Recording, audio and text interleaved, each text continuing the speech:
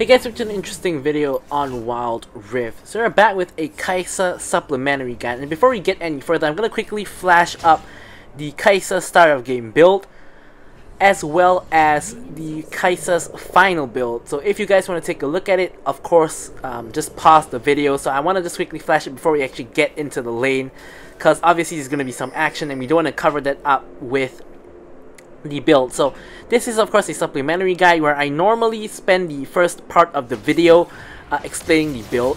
However, in this case, this build that I'm showing you guys, I've already actually completely explained it in my Kaisa updated complete guide that I've just posted recently. So I will of course link that up in the cards as well as put it in the description for you guys to refer to the explanation of the build. But pretty much I'm only making one change, which is actually suggested by somebody in my comments, and I do actually agree with it. So basically I'm building Runaans Hurricane before building Infinity Edge. Now the reason for that is I have already got the component of the Infinity Edge, which is the BF sword, which gives me of course 40 AD. And of course, as I mentioned before in my other guides, like for example like the Lucian and the Xayah one, there's no real point completing Infinity Edge as an entire item too early, because if that's your first crit item, it's only going to give you 25% crit, and the bonus crit damage isn't going to be very useful, and it's not going to be worth the price. So instead, since we already go for the BF sword in order to get our evolve, we're instead going to actually complete our Runaans Hurricane first before we complete the Infinity Edge. And I have tested it out in a couple of games, and I have actually found that this is better.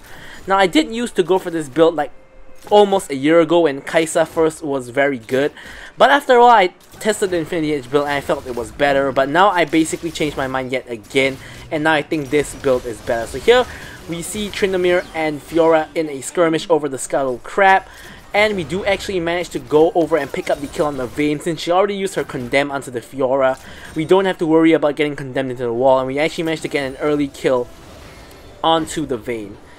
Now I will say that Kaisa against Vayne is a pretty alright matchup. Both parties have the same range, so nobody has a very good advantage against the other. Like even playing the opposite side of the matchup, Vayne against Kaisa, I'd say it's okay as well. Like Vayne can tumble and auto attack Kaisa, which is what Kaisa has to be aware of, but Kaisa can burst Vayne a lot more easily with her Q if Vayne gets a bit too aggressive. So basically, Kaisa versus Vayne is kind of a skill matchup. Of course, it's also dependent on the support, but strictly speaking, Kaisa versus Vayne is sort of just depends on skill. There's no one who really wins that matchup, at least in my opinion. Both of them scale very well into the late game as well. Just that Kaisa is a little bit more of an assassin and a better team fight than Vayne. Vayne is a little bit more single target. But either way, also very good. And of course, Vayne shreds tanks better. So basically, both have their pros and cons. Nami gets caught, unfortunately. I managed to heal her, and she flashes out of danger. But we have pretty eventful early game so far. First, Morgana has a very high catch potential with her root. And, you know, I'm actually going to be doing an upcoming Morgana complete guide very, very soon. Probably either after this video or after I do my tier list for patch 3.0. Of course, we're still awaiting set's release. Now, I'm recording this like a couple of hours before set's release, so by the time you guys see this video, set would definitely already be released, and it's gonna take a couple of days to really evaluate how strong set is. Of course, the expectation is that he's gonna be very strong, but we have had those kind of expectations for other champions, like for example Tristana, where we were completely wrong, and she wasn't really that strong on release. But basically, we need at least a couple of days to evaluate before we do our tier list. So the next video after this one is either going to be the Morgana complete guide or, of course, the tier list. So here, our entire team comes to gang. We rightfully engage. We managed to get a pick onto the Morgana as well as a kill onto the Vayne. So here, obviously, we've eliminated the enemy bot lane. Tryndamere is actually spotted at the top side, just passing the Raptor Pit by the ward over there. So we do have a window to, of course, do the dragon. I'm quickly just going to pick up the fruit for a bit of mana and health. Tryndamere has made his way to the dragon already, and Tryndamere, one of the advantages of Tryndamere jungle is he can just recklessly enter the dragon pit because he does have his ultimate, which is exactly what he's going to do. Thankfully, he is shoved into the wall. Not sure who did that, but yeah, he does go into the wall. So do I. I get stunned, condemned into the wall, and I get destroyed. A little bit unfortunate, couldn't actually flash out in time. But yeah, so Tryndamere just recklessly goes in with his ultimate, which of course he can do because he is Tryndamere after all. One of these few advantages of Tryndamere jungle. But thankfully, we do manage to secure the dragon with Fiora's Smite, so we're all golden. Of course, I did pick up a death on that one, but it's not too bad. 2-1 and 2 at the moment. We already have our evolved Q. We also picked up our boot, so we're at a relatively fine spot at the moment. But we run straight into Morgana's root. Vayne chain CC with the Vayne's Condemn. Nami's bubble gets immune by the Vayne, but Vayne does actually ult to run away. Not sure why she did that, but she did pop ult, so we do know that Vayne's ult is down, which will of course be useful information a little bit later on. So here Vayne, I believe, has back, and we're up against just only the Morgana in the lane. Of course, the Rift Herald fight is ensuing, and of course everybody else is basically at the Rift Herald fight. Zed isn't at the Rift Herald fight, but it's a basically kind of 2v2 at the Rift Herald fight with Irelia and Fiora against Veigar and Tryndamere at the moment at least. So Nami and Zed are kind of making their way up there. Of course, Rift Herald hasn't really been started yet. Enemy team probably just started Rift Herald like a little bit, so basically it's going to become a full-fledged team fight. Morgana has disappeared as well. Singe turns up to the Rift Herald fight. I assume Morgana's on her way to the Rift Herald fight as well. So it's basically me versus Vayne one-on-one at the moment. And I believe Kaisa versus Vayne. Kaisa wins one-on-one because of her Q. If she hits it on an isolated Vayne. If she doesn't, Vayne probably wins it because Vayne just needs to auto-attack Kaisa. So here I managed to clear the wave. Obviously Kaisa has way better wave clear than Vayne, so I managed to clear the wave. I back to get my recurve bow, of course building towards the Blade of the Rune King next. And our team actually does manage to secure the Rift Herald. So basically we got both Dragon and Rift Herald so far. A really good start for our team, and you know, across the map we do have like a 2-kill lead and a slight, very slight goal lead. So our team is kind of winning just by a little bit, but it is basically dead even at this point.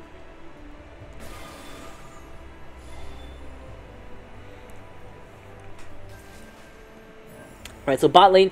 In the bot lane, 2v2 is going to be pretty exciting because everybody has both sums up, so it will be quite an interesting fight if we go into a 2v2 here. As you can see, Kaisa with Evolve Q, insane wave clear. We shove the entire wave in. Vayne isn't back in lane yet, and we can attempt to pick up a plate, so we're just going to auto attack. We pick up a plate. Vayne turns up, and I get my isolated Q on Morgana, who does actually take quite a chunk of damage. Very nice Nami ultimate. I do manage to get the kill onto the Morgana, whereas Vayne does the same to Nami. So we're in a 1v1, me versus Vayne, and as you can see, I get my isolated Q on her twice and easily manage to kill the Vayne. But from this fight, you guys can actually see, if I didn't manage to get 2 isolated Qs on Vayne, Vayne would have got at least another 3 more autos on me proccing her passive, and I would have died. So basically, Vayne versus Kaisa on a 1v1 more or less is determined by whether Kaisa can get isolated Q on Vayne or not. So if you fight inside a minion wave, Vayne basically wins because Kaisa can't get her isolated Q onto Vayne. So here we managed to pick up both Blade of the Rune King and a recurve bow in order to get our E evolve as well. So we got both evolutions. Basically we completed the early game build. Now we're going to move on, of course, to the final build, switching out our build. So here Dragon is spawning in 12 seconds. Everybody has turned up to the Dragon fight. Morgana is actually split from her team, so I'm not actually going to allow her to enter the fight. Here I tried to burst her, missed my W unfortunately, but I managed to finish her off with auto attacks and a flash. So there goes the Morgana. So we do have a numbers advantage. Tryndamere spins his way in. Obviously he has ultimate, which is why he's playing so recklessly. His ult procs. However, we can just chase him down like so, and we get another pick onto Tryndamere. Singe comes into the fray, tosses the Nami, but doesn't actually manage to pick up the kill. Here I see Veigar, which obviously is a more juicy target than Tryndamere. I get the kill onto Veigar. Nami actually survives the Tryndamere, but dies to the Dragon aggro, which is a little bit unfortunate because I healed like half a second too late because I didn't realize that she was tanking the Dragon, which is a little bit unfortunate. We do manage to pick up the Dragon before Morgana manages to actually try to attempt a steal. Here I'm trying to go onto Morgana, but I'm not quite fast enough to reach her, so we're going to just hit back over to pick up the bot wave and likely reset afterwards.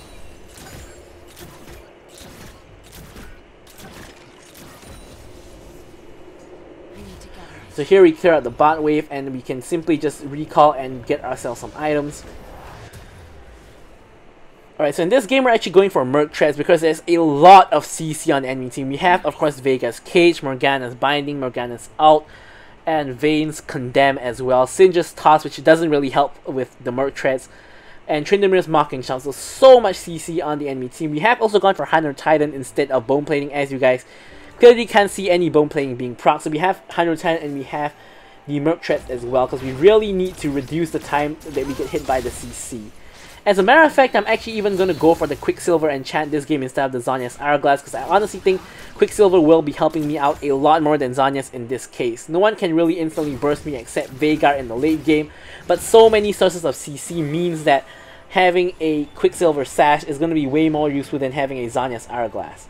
So here Rift Herald is of course up, so we're going to see if we can do anything about the situation. Singe running straight at me, so I'm just going to attack whoever I can, which is the Singe, getting zoned by the Veigar cage. Veigar dies to Zed and we kill the Tryndamere. We then move on to killing the Singe. Vayne trapped in the pit, nowhere to run. We kill the Vayne as well.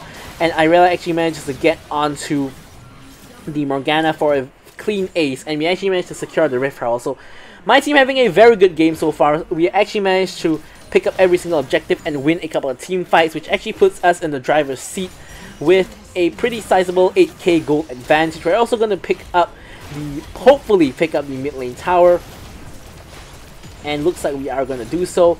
Irelia sets down the Rift Herald at the top lane, which might actually help us secure top lane tower.